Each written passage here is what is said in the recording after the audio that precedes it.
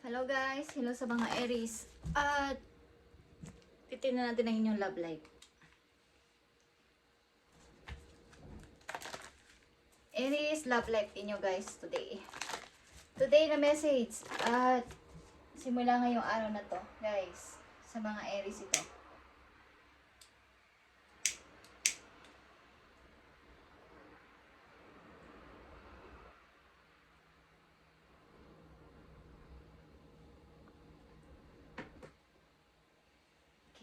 Love life ng mga Aries. Titignan natin guys. Ang inyong love life sa mga umiibig at pumapag-ibig ng mga Aries or Aries. Titignan natin.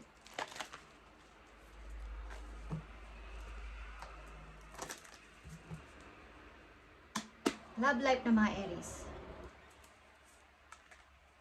I need 3 messages sa inyong love life.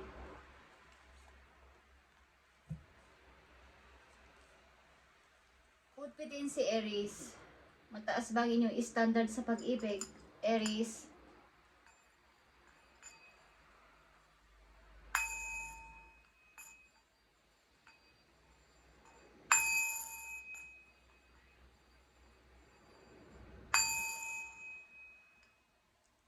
Mataas pa ang inyong standard. At hindi naman sa namimili kayo. Nag-iisip kayo kung dapat ba ang pag-ibig na to para sa akin. Marami na rin naman akong na-achieve sa buhay at independent person ako. Ano ba yung tamang pag-ibig para sa akin o sino ang nararapat para sa pag-ibig ko? Okay? So nakaka-apekto ito sa inyong romantic life guys. Yung medyo hindi naman kayo mapilit pero hindi sinasadya na gano'n ang inyong pananaw minsan kasi marami na kayong naranasang pagkabigo, pagtitiwala at paniniwala sa kanila. Okay, Aries, tingnan natin. Pag-ibig ng mga Aries sa panahon ngayon. Okay, kung kailan nyo ito mapanood, sa panahon o kung kailan kayo nanonood. Okay, Aries. Yeah. Puro Pentacles is here. Malamang at sa malamang is, ang ilan sa inyo, pagdating sa pag-ibig is, may mga nanloloko din about sa pera. Guys, okay. Hindi naman lahat, pero mangilan-ngilan sa inyo, Aries, ay maaaring may involved na money. Okay? Maaaring nanghihiram, nanghihingi, or nanloloko. Kasi, girlfriend kita, boyfriend kita, so, pahiram ng money. Okay? So, huwag kayong mag-alala sapagkat mga bago is paparating sa inyo, bagong pag-ibig o bagong tao is paparating. It's all about pag-ibig, guys, ang reading na today. Chemistry. There's strong magnetic attraction here. Attract here. Okay. So, maaaring ang tao na to ay makikilala nyo ng hindi sinasadya o kaya ay kayo ay magugulat-gulat o masashock dahil ito ay biglaan. Okay? Hindi kayo maniwala. Totoo ba to? Totoo ba ang tao na to sa akin? O totoo ba ang pag-ibig na to sa akin? Totoo ba ang nangyayari na to? Okay? So, ito ay chemistry. Sobrang nakaka-attract o naa-attract kayo sa person na to o maa-attract ang tao na to sa inyo. Magnetic ito na koneksyon para sa dalawang taong pinagtagpo ng hindi sinasadya, Aries. Okay. So, kaya kayo nahihirapan din sa pag-ibig, ilan sa inyo is breadwinner o kayo yung nagdadala ng mga problema sa pamilya, nagbibigay ng solusyon, nagdadala ng mga problema nila. So, may pamimili, pag-ibig ba o karir? Pag-ibig ba o karir? Ano ba dito ang dapat ko munang unahin? Bigyan ng halaga. Okay? So, maaaring nakakaapekto ang problema na to, ang responsibilidad na to sa inyong romantic life, Aries, na nandito sa reading.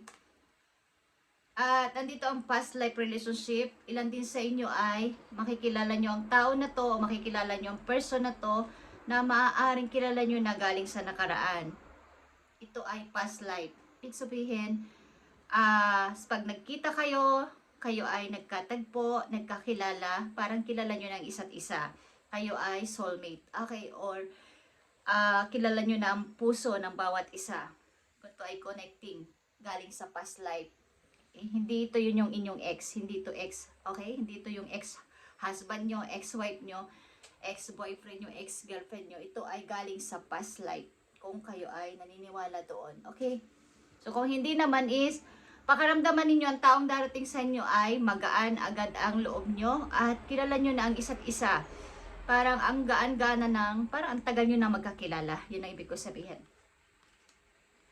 The High Priestess is here, Aries. 5 of Pentacles. 2 of Swords. At 7 of Cups. So, andito talaga yung about sa pag-ibig ninyo guys, marami talagang mga pagdadoubt o pagdududa sapagkat may ang una-una sinabi ko sa inyo sa mga nakaraan nyo sigurong taon sa pag-ibig ninyo, maraming mga nang iwan sa inyo sa ere. Lalo na may kinalaman sa money. At may mga nanloko, may mga nag-promise, may mga pinili kayong tao na fake, may mga pinili kayong tao na mali. At dahil sa mabilis na pagdidesisyon na siya na siguro. At sa ngayon, kayo ay nagdadalawang isip na pagdating sa usaping pag-ibig. Naghihintay-hintay pa or nakikiramdam pa sapagkat napakahirap nga na magkamali ulit sa mga susunod ninyong pagpili. Meron at meron kayong pinagpipilian, meron at merong nagugustuhan kayo o na inugusto nyo, but mahirap mag-settle o talagang magseryoso na. Kaya nandito kayo sa time ngayon na kayo ay tahimik muna at nag-i-enjoy sa pagiging single. Okay. So huwag kayong mag-alala sapagkat ang darating sa inyong tao ay kayo ay mamamangha at ito ay kakaiba. Hindi ito yung basta-basta na kayo yung nagplano. Okay? Ito ay biglaan at bigay ito sa inyo ni God. Okay? Sapagkat alam ni God ang inyong mga pinagdaanan, lalo na sa pera, lalo na sa responsibilidad sa pamilya. At alam niya, ang taong ibibigay niya sa inyo ay talagang yung totoo na at wala na kayong hahanapin pa guys. Okay. So sa mga nagdaan yung taon, 7 years, 5 years, manito, ay kayo ay mga nagkamali sa pagpili. Kala nyo ito na yung tamang person, pero mga mali palagi nyo na choose. So, sa susunod na may mga ganitong klaseng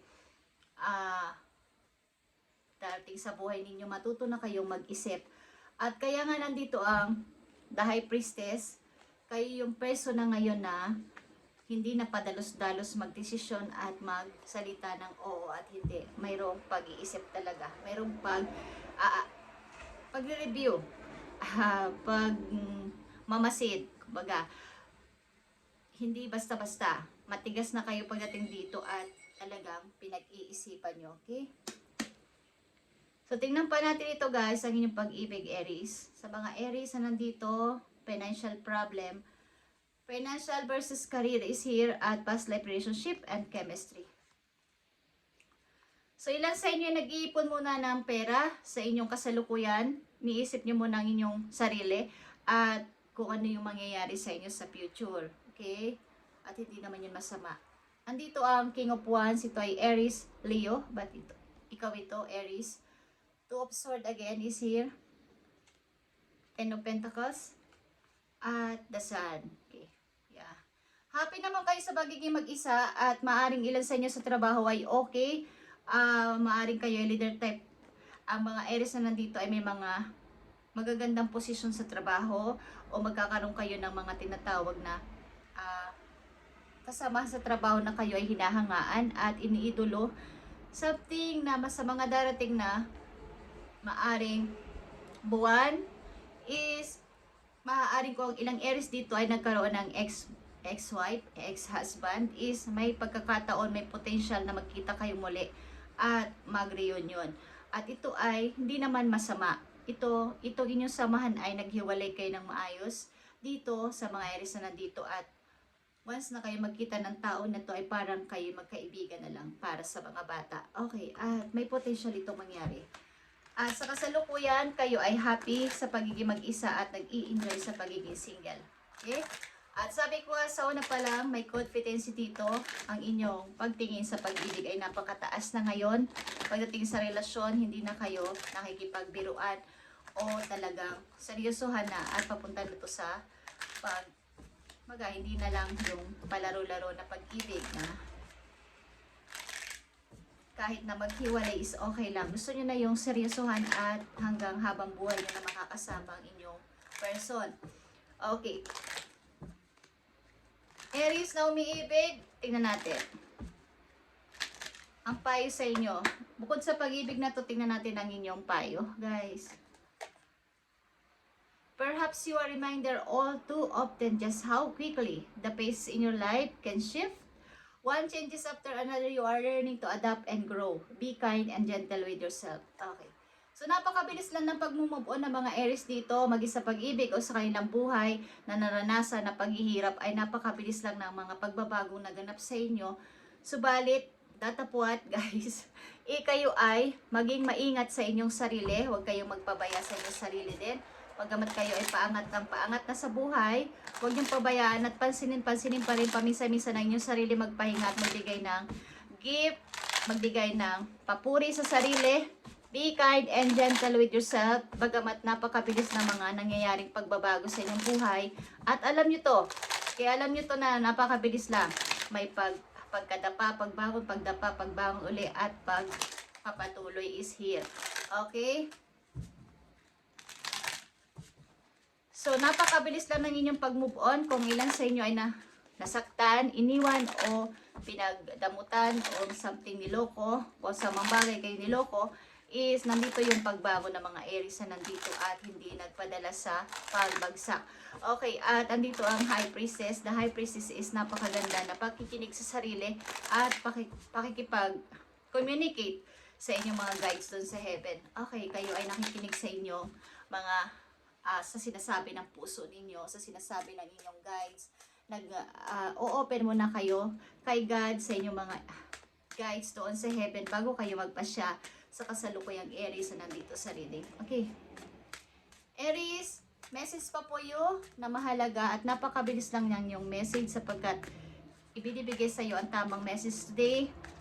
Tamang-tamang ipapadala sa iyo today.